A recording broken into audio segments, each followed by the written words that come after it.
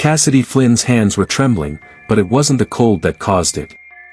The morning air was sharp, but he barely felt it. The dark stains on his shirt were not his own blood, though they felt heavier than if they had been. The house behind him stood crooked and violated, the front door splintered and hanging from one hinge, creaking faintly with every push of the wind. Inside that house, on the wooden floor near the cold hearth, his father lay gasping for breath in short, ragged pulls that sounded more like choking than breathing. Each breath seemed to cost him something he didn't have left to give. 3 hours ago, everything had been normal. 3 hours ago, Cassidy had been down by the creek, mending a stretch of fence where the wire had sagged under the weight of time and weather. He remembered the way the sun had reflected off the water, how calm it had been, how ordinary. Then the riders came. 7 of them, appearing over the rise without warning, their horses moving with a confidence that came from knowing no one would stop them. They hadn't asked twice. They hadn't needed to. When Gideon Flynn told them no, firm and unyielding, they made sure he understood exactly what that word meant in their world. They taught it to him with boots and fists and the blunt ends of rifles. What they didn't know, what they couldn't possibly have known, was that some debts didn't fade with time, that some bonds ran deeper than blood or land, and that Cassidy Flynn was about to collect on one that had been waiting years to be called in. 2 days earlier, Gideon had been standing at the edge of the property, just past the last line of cottonwoods, staring out toward the horizon the way he always did when something felt wrong. Cassidy had grown up learning to read his father's silences. Gideon wasn't a man who filled the air with words. He didn't have to. His body spoke for him. The way his shoulders stiffened when he was thinking. The tightening at the corners of his eyes when old memories surfaced. The way his jaw set when he was weighing a decision that carried consequences. Gideon Flynn had been a rancher for 4 decades, working land that stretched from the creek up through the low hills, raising cattle on ground that demanded effort and gave nothing freely. It was honest work, hard work, the kind that wore a man down slowly but left him with something solid to stand on. Lately, though, men had been coming around more often. Men in clean coats and polished boots with eyes that measured more than they looked. They spoke of progress, of changing times, of how the territory was shifting and small ranchers like Gideon would be better off selling now before they lost everything. They talked as if the land was already gone. Gideon's answer never changed. This land wasn't for sale. Not to them. Not to anyone. Cassidy had been 16 when he first realized his father wasn't like other ranchers. Most men kept their distance from the Apache tribes that moved through the region. They traded cautiously when they had to, exchanged goods under tight smiles and watchful eyes, and then went their separate ways. There was peace of a sort, but never trust. Gideon was different. Once or twice a year, sometimes more, Apache riders would appear at the ranch. They weren't cowboys. They carried themselves differently.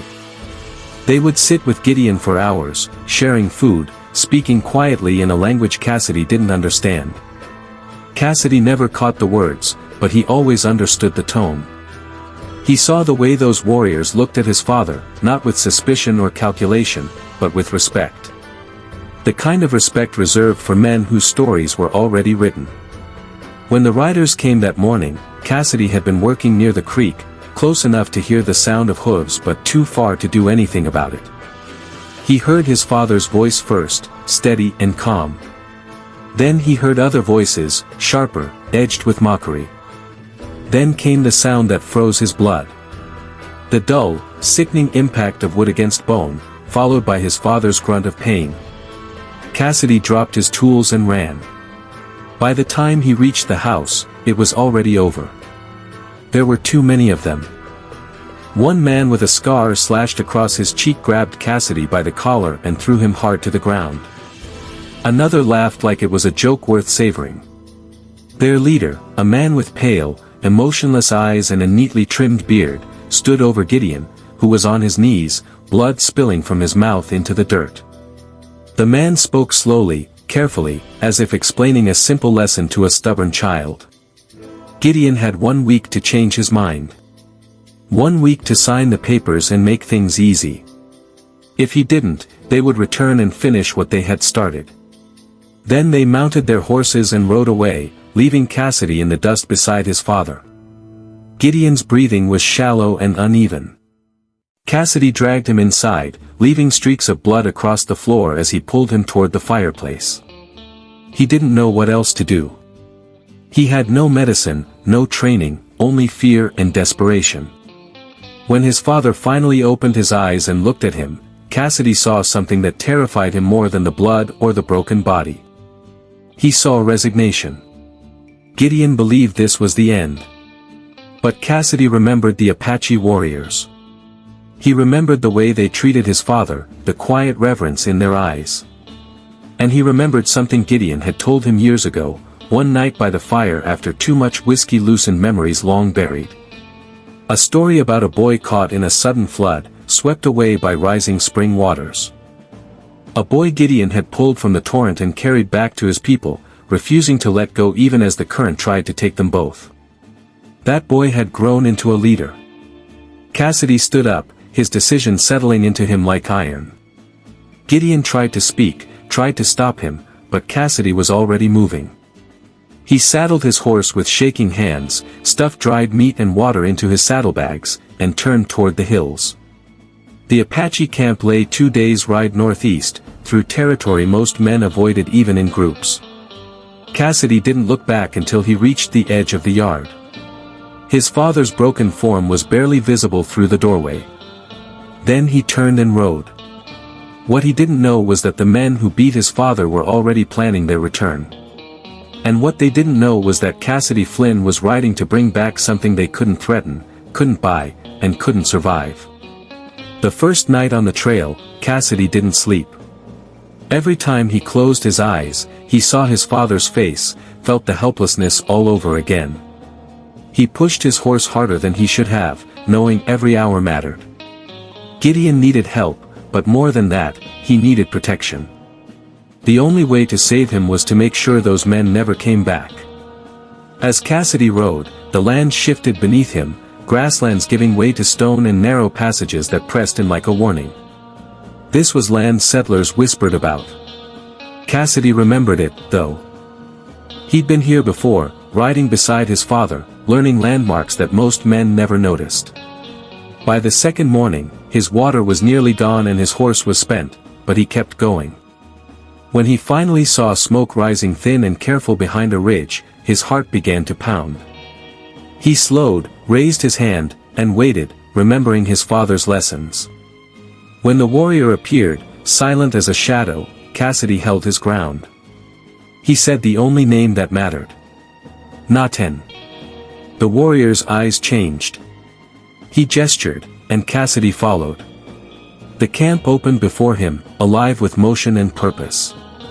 And there, by the fire, stood Naten, older now, scarred and powerful, his presence commanding silence. Naten saw Cassidy and understood before a word was spoken that something terrible had happened. Cassidy stopped 10 feet away, exhausted, shaking, and told him everything. Naten listened without interruption. When Cassidy finished, the camp was silent. Finally, Naten spoke of a debt that had never been forgotten. But he warned Cassidy that calling on it meant war. Cassidy didn't hesitate. They were coming back. Naten turned to the fire, then raised his voice in Apache. Warriors stepped forward, one after another. When he spoke again in English, his decision was clear. They would ride at dawn. That night, Cassidy lay awake by the fire, counting warriors as more arrived through the darkness. By morning, there were hundreds. When the camp broke and the warriors mounted, Cassidy looked back once more before riding with them. 400 Apache warriors moved behind him like a living force. The men who beat his father had 5 days left. That time was almost gone. They rode hard for 2 full days, pushing through terrain that shifted gradually from broken stone back into open grassland, the horizon widening with every mile. Cassidy stayed near the front beside Naten, his body aching, his mind fixed on the image of his father lying on the floor of the house, every breath a question mark. The warriors moved with a discipline that felt almost unreal. 400 men should have sounded like thunder tearing the earth apart, but instead there was only the controlled rhythm of hooves and the occasional signal passed silently from one rider to another. Cassidy had expected shouting, maybe war cries, but there was none of that. This wasn't anger. This was purpose. These men had ridden together before, had bled together before, and it showed in the way they moved as a single body. When they finally slowed on the second night and made camp within sight of the Flynn ranch, Cassidy felt his chest tighten. The house stood dark against the evening sky, the broken door still hanging at the same crooked angle. He wanted to run to it, to throw himself through that doorway and make sure his father was still breathing, still alive. He started to move, but Naten's hand closed around his shoulder, firm but not unkind. Not yet. We wait. Your father has held on this long. A few more hours will not change that. But if we move now, we risk missing the men when they return. Cassidy swallowed hard, nodding even though every instinct in him screamed to go. He knew Naten was right. The plan only worked if those men came back. That night, Cassidy barely slept. He lay staring at the outline of the house, counting the minutes, silently begging his father to hold on just a little longer. Dawn arrived gray and cold. Naten moved through the camp with quiet authority, placing his warriors in a wide, invisible ring around the ranch. They took positions behind rocks, along the creek bed, in the trees lining the edge of the property. From the house, it looked empty. But Cassidy knew better. Every shadow hid a man. Every glint of metal marked a rifle waiting. Only then was Cassidy allowed to approach the house, 2 warriors moving with him. Inside, Gideon lay exactly where Cassidy had left him. When his eyes opened and found his son, relief softened the pain etched into his face. "You fool," Gideon whispered. "You went to them." Cassidy nodded. "They're here. All of them." Naten brought 400 warriors. Gideon closed his eyes briefly, exhaling. "That many. God help us." Before either of them could say more, a sharp signal cut through the air. Riders approaching from the east. Cassidy moved to the window, peering through the broken shutter. 7 horses. The same men. They rode slowly, confidently, already certain of the outcome. Their leader was at the front, his expression relaxed, almost pleased. Cassidy felt his fists clench. Outside, unseen, 400 warriors watched and waited. The riders stopped in the yard. The leader dismounted, brushing dust from his coat, and called out to the house, his voice carrying easily. "Flynn, your time's up. We're here for your answer." He walked closer, his men spreading out behind him. Cassidy counted the steps. 20 feet. 15. 10. Then the world changed. As if the ground itself had decided to rise, warriors stood from every direction, rifles leveled, bows drawn. The 7 men froze, suddenly aware of how completely they were surrounded. The leader's smile vanished.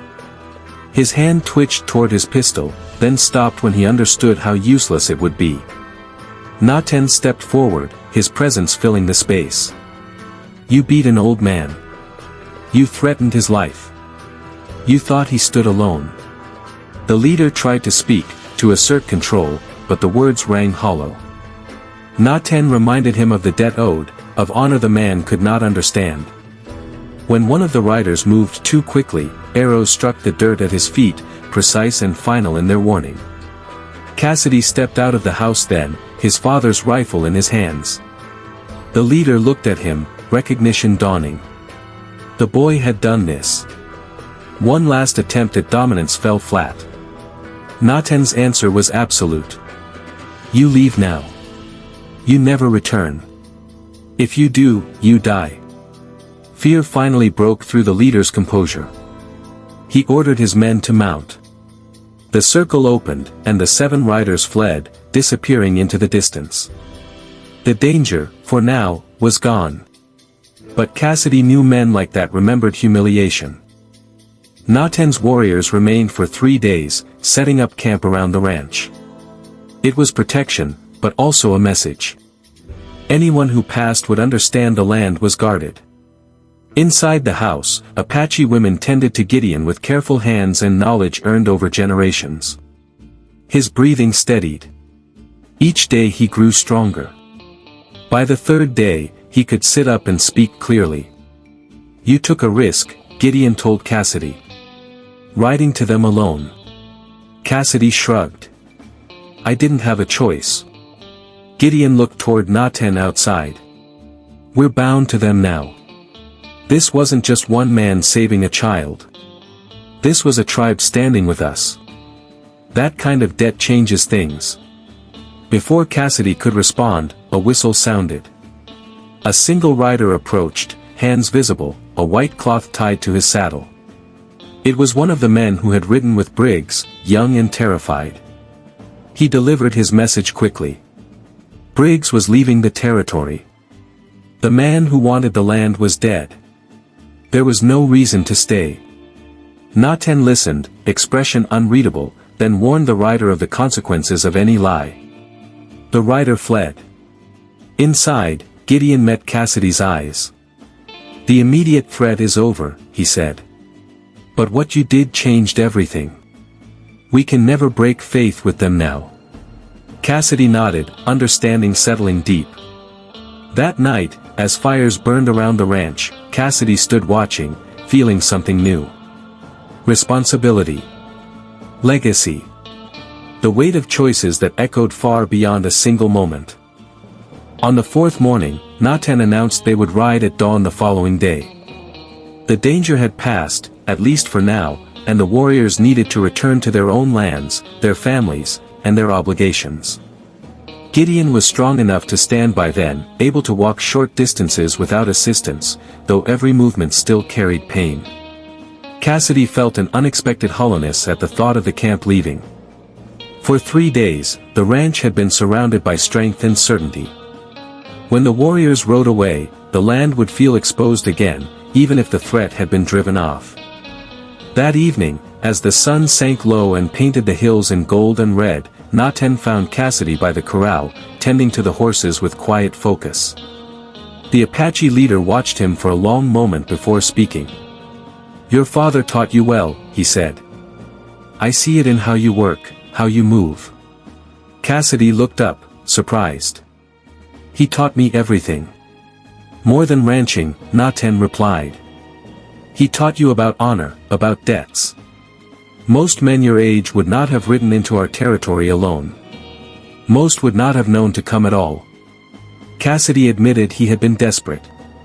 Naten corrected him gently. "Desperation without wisdom gets men killed. You had both." Then Naten spoke of the man who had wanted the land, explaining the truth behind the threat. Water. Control of the creeks meant control of the valley's future. The ranch had been the first target, not the last. Cassidy felt the weight of that settle in his chest. This had never been just about them. Naten explained how his people listened, how they watched, how they understood more than settlers realized.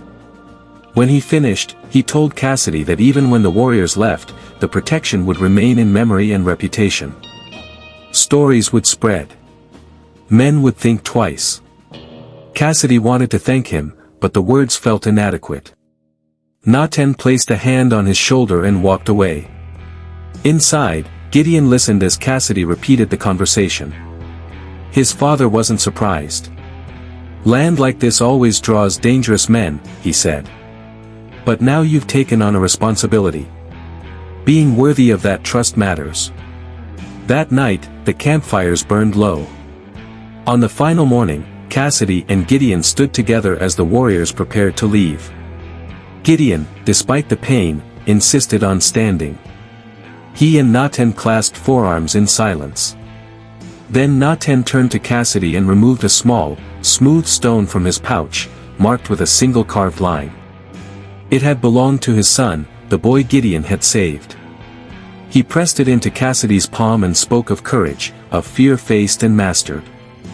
Then the warriors mounted and rode away, 400 strong, until the hills swallowed them. The silence that followed felt immense. Gideon broke it with a familiar truth. There was work to do. Cassidy followed him, noticing how his role had shifted, how he moved ahead now, opening gates, checking water, taking responsibility without being asked. Weeks passed. Word came that Briggs and his men had fled the territory for good. The threat was finished, not delayed, not waiting. Cassidy stood in the yard at sunset, touching the stone in his pocket, thinking of the journey that had changed him. A frightened boy had become something more. The ranch stood secure, protected by fences, by rifles, and by honor. As the light faded, Cassidy turned back toward the house, ready for whatever came next, knowing now what kind of man he needed to be. If you enjoyed this story, click the video on your screen now to watch another unforgettable tale from the frontier, where courage and consequence collide in ways you never expected. Don't forget to subscribe and consider leaving a super chat to help us keep bringing you more stories like these. Your support means everything to us.